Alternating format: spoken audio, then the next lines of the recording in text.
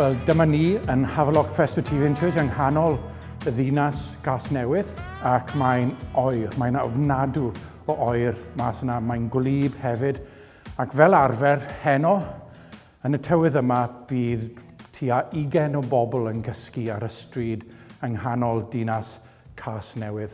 A dyna pam ni wedi dod yma heddi oherwydd mae gennym ni gweledigaeth i droi'r adeilad yma i mewn i rhyw fath o hwb ar gyfer y pobl sydd yn cysgu ar y strydoedd yng Nghasnewydd.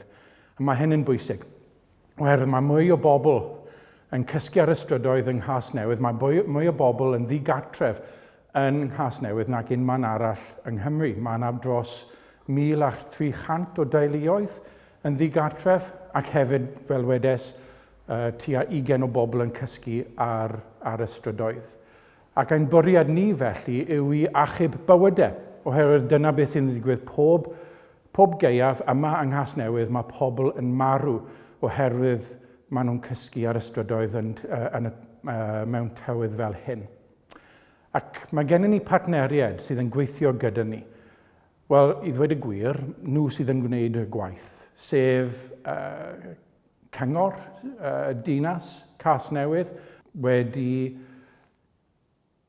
trawsnewid yr islawr yma yn Havelock Street Presbyterian Church mwyn gwahodd pobl sydd yn cysgu ar y stryd i dod i fewn a gael profi ychydig o res a bod yn ysychder dros nos.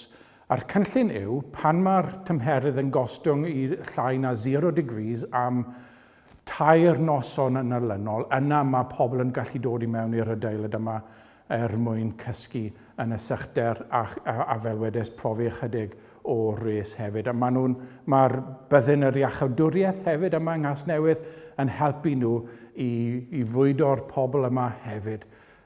Ond dyw hon ddim yn ddigon. Y gweledigaeth yw i drawsnewid yr holl adeilad yma fel ein bod ni'n gallu rhoi lot fwy o gwasanaethau i'r pobl sydd nid yn unig yn ddigartref ond hefyd yn cysgu ar y strydoedd. Felly, i ni'n bwriadu, falle, i droi'r stafell yma i mewn i rhyw fath o drop-in centre mwyn i'r pobl sydd ar y strydoedd cael bod mewn i'r rhywle i eistedd, rhywle i brofi gymuned yn y sychder ac hefyd yn y gres yn ystod y gaeaf.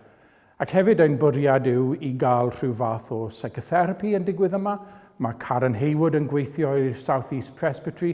Mae hi'n awyddus i gael grwpiau wedi sefydlu yma mwyn ceisio croi cyfle i bobl i drafod y pethau yma maen nhw wedi profi yn eu bywyd sydd yn gwneud bywyd lot yn anoddach iddyn nhw. Mae hefyd Women's Aid, maen nhw'n helpu hefyd gyda'r psychotherapy yma.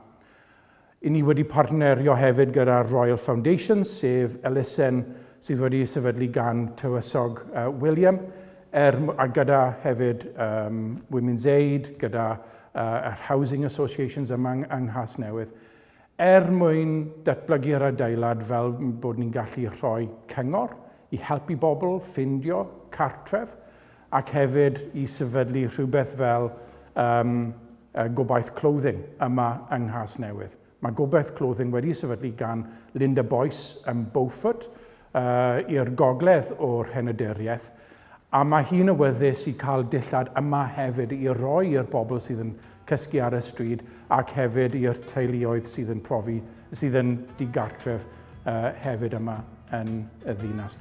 Felly mae'n cynllun, mae'n gweledigaeth sydd yn eitha bwysig i ni yn y South East, ond mae gennym ni broblem. A'r broblem hynny yw'r bod y boiler sydd dros 100 mlwydd oed wedi torri.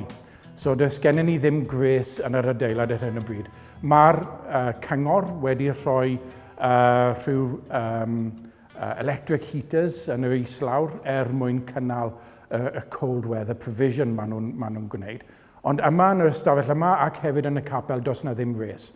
So ni'n bwriadu gwario lot o arian mwyn trwsio'r adeilad, mwyn cael gres yn ôl i mewn i'r adeilad. Ac unwaith ni'n gwneud hynny, wel, i ni wedyn yn gallu rhoi'r gwasanaethau yma i'r teuluoedd ac i'r pobl sydd yn cysgu ar y strydoedd hefyd.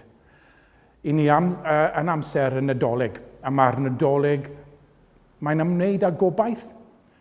Ac ni'n bwriadu felly i nid jyst i roi'r gobaith o gael rhyw fath o res a sychder bod mas o'r sefyllfa o cysgu ar y strydoedd, ond ni'n gobeithio hefyd i rhoi gobaith Iesu Grist i'r bobl sydd yn dod i fewn. Mae'n rhaid i ni cynnal oedfaon yma yn y capel mwyn i'r yswiriant dal i fod yn berthnasol i'r adeilad yma.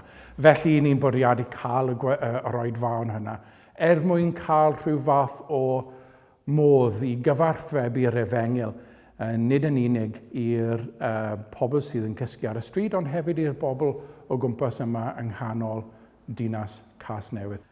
Os oes gennych chi ddiddordeb i wybod mwy, i wybod rhagor am y gwaith yma, wel bydd manylion yn cael ei ddangos ar diwedd y fideo i chi cysylltu gyda ni mwyn darganfod mwy. Hefyd, os ych chi eisiau cyfrannu mewn rhyw ffordd i'r gwaith yma, naill ai trwy rhoi arian neu hyd yn oed rhoi dillad, ellwch chi cysylltu â ni. Mae'r manylion i'w weld ar diwedd y fideo, a byddwn ni'n falch iawn o dderbyn eich help. Diolch.